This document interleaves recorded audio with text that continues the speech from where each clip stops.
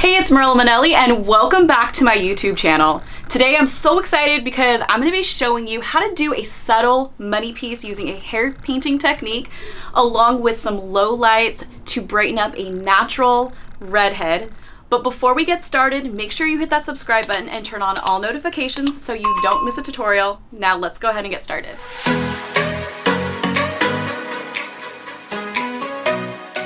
Now, if you've been following along my YouTube channel, you definitely recognize this face. This is Lisa Giles, and she's done a ton of hair collabs with me. But this time, instead of being behind the camera, she is going to be my hair model, and I'm super excited to brighten up her natural red that she's got going on. So we're going to be adding in some lowlights, or we can call them highlights, and we're also going to add in some hair painting to brighten up her overall look, giving her something super low maintenance.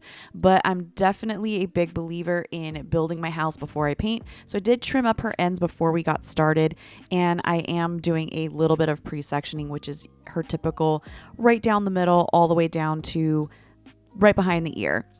And right in the back, just to kind of get started, I'm doing a pretty deep V section right on the occipital. Again, we want to keep this pretty low maintenance. So I'm mixing up Kenra Professional 8C in permanent, and I'm going to be mixing that up 1-to-1 with 30 volume developer.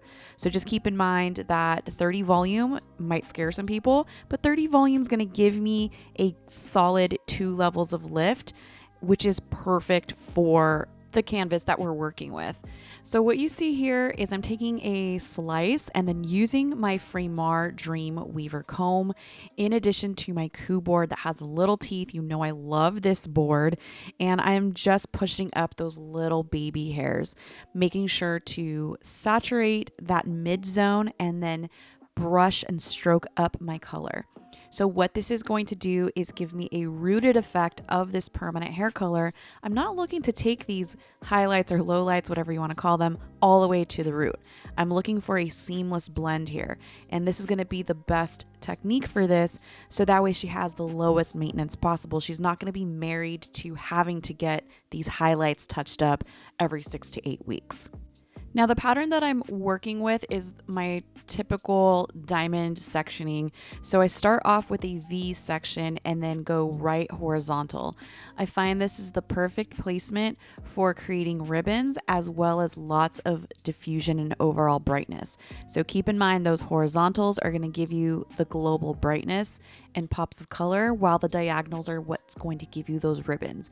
If you have not checked out my other hair tutorial for foil placements and the effects to create, be sure to click on the link above or down below in the description. So a little tip when using this coup board, what I find is I typically will load up the foil before I push it in. Now I've seen lots of stylists do it a ton of different ways, by inserting the board and then loading up the foil. I just find that this is kind of like the best way for me. And I'm so terrible at ordering the really long foils from Fremar, so I tend to just use the pop-up foils and then stack them in. So there's a total of 3 foils on each of these highlights that you see going on.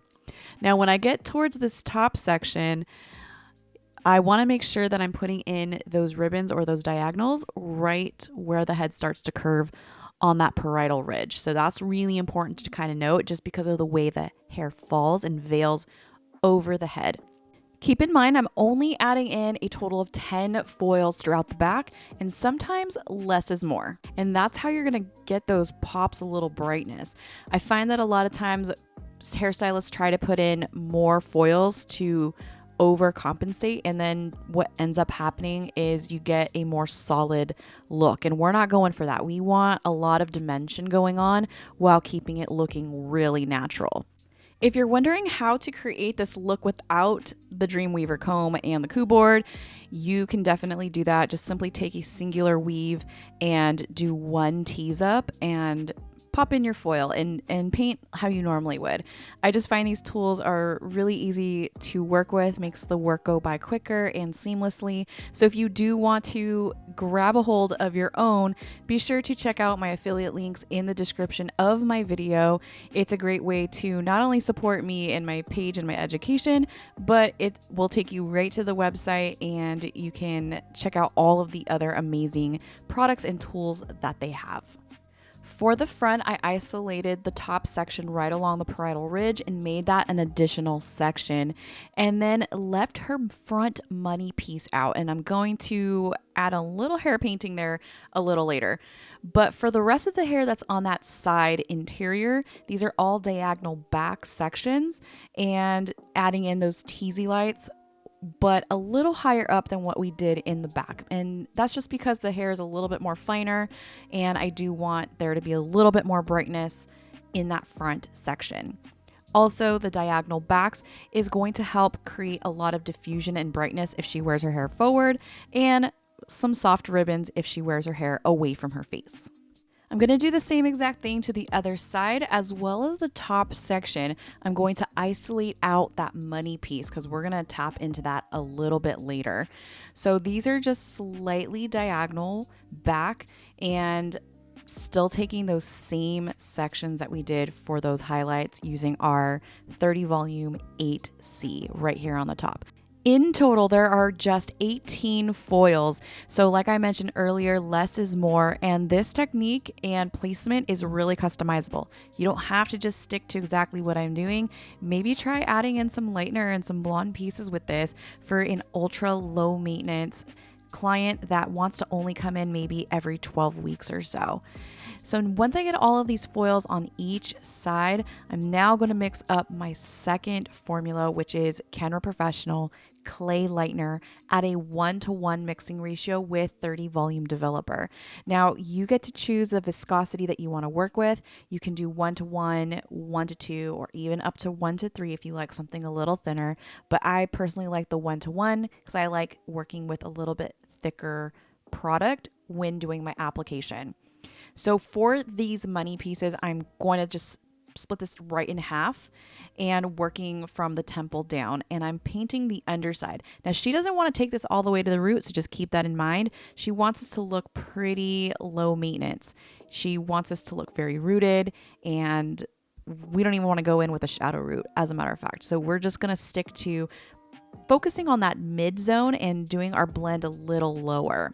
So you see that I did the underside first and brought that hair right on down, and now I'm painting on the top. And basically what this is doing is creating a little like pocket of depth in the interior while keeping the exterior of this section, so right around her face on both sides, nice and bright. The key to this is making sure you have nice tension and you're holding your brush nice and flat against the hair, creating a perfect and seamless blend. Keep in mind, because her ends are already light, I'm not pulling that lightener through her ends. I'm really focused on blending that mid zone where it is getting kind of dark. So we're just focused on bringing those blonde pieces a little bit higher. Now, once I get the money piece placed in, I do have some foil around her face just to protect her skin. So just keep that in mind when you're doing your application to use protective measures so you don't get product in your client's eyes. I then added in a few random hair painted pieces throughout the back. Literally random. There was no rhyme or reason where I put them, and they're all placed a little higher and some a little lower. I processed her for about 30 minutes, and then I mixed up her final glaze, which was 9GG, 8C, and just a few ribbons of that Beige Rapid Toner. So the Beige Rapid Toner is what's going to cool out my copper shade. I know it sounds super counterproductive, but I promise it gives like the most gorgeous, natural looking shade by controlling those really brassy tones, but keeping them nice and copper. I processed her right at the bowl for about 15 minutes, and then I followed up with Kenra Professional Luxe Shine shampoo and conditioner. And once I took her back to my station, I layered in my favorite blow dry spray, which has evaporative silicones. This is gonna speed up the blow dry time and it smells amazing if you haven't tried it yet. And then I layered in the perfect blowout to help smooth out those natural curls and waves that she has and also give me a very voluminous style. And then once her hair was dry, I added in silkening heat cream and added in these really gorgeous curls using my T3 barrel curling iron. And then I added in spray clay just to give me a little added texture and movement throughout her entire style. Be sure to check out the links in the description to find out more about all of these amazing products. And here's the final result of this subtle money piece using a hair painting technique on a natural redhead using all Kenra color. Now, just to give you a little recap, I went in with Kenra Color Permanent 8C 1:1 mixing ratio with 30 volume developer so I could get a nice lift and brightness out of my permanent dye. And then I mixed Kenra Clay Lightener at a 1:1 mixing ratio with 30 volume developer and painted on that subtle money piece along with some random hair painted pieces throughout her entire head, and then processed her for 30 minutes. Once she was done processing, I used Luxe shampoo and conditioner, and then for her final style, I used blow dry spray and perfect blowout, and then layered in silkening heat cream for her curls, and then for that added texture I used spray clay. So I really hope you enjoyed this hair tutorial, and if you did, please give this video a thumbs up, make sure to subscribe, and comment down below what your favorite part of this entire tutorial was, and I'll be sure to respond. You can also find me on my other social channels like Instagram, Facebook, and TikTok, all under Morella Manelli. If you enjoy getting free education sent right to your inbox, be sure to head on over to morellamanelli.com and sign up for my newsletter. And finally, be sure to check out my other hair tutorials right here on this channel, and I will see you next time.